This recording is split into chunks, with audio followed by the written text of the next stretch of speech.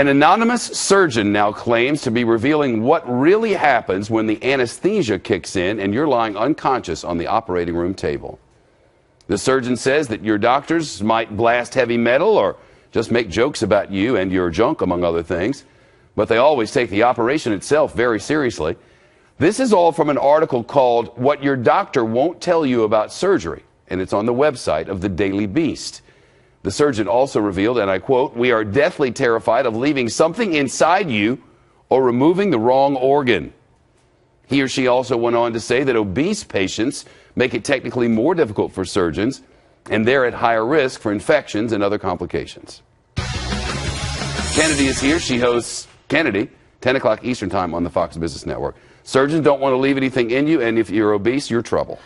Yeah, apparently it's much more difficult to not only operate on someone who's got a lot of extra abdominal girth, especially for the abdominal surgeries, but obese patients are also at higher risk for complications, especially post-operative infection. I wasn't sure what the goal of this was, except maybe to scare us all. It's scaring us into being thin, much like your body mass index segment last week when we were talking about Parisian models being forced to weigh in.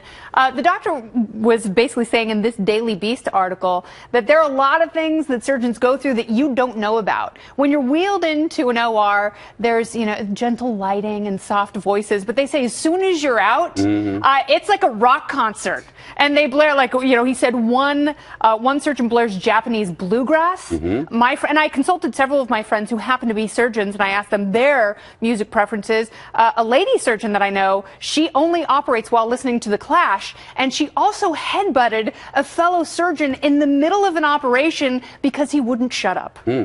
When I had my hernia operation, or was it the shoulder surgery, one of them, I remember it being very, very, very cold, and they were playing Hot 97, which I kind of liked. Yeah. But it was loud music and it was cold in there. So were you awake for the procedure? I was for that long. Oh, wow. Then you just go out. Lights out, Nancy. Yeah. I love that. I wasn't really surprised by this, that we're afraid we're going to leave something in you because we see so many x-rays. Well, and you also hear about a surgeon removing the wrong kidney or the wrong limb.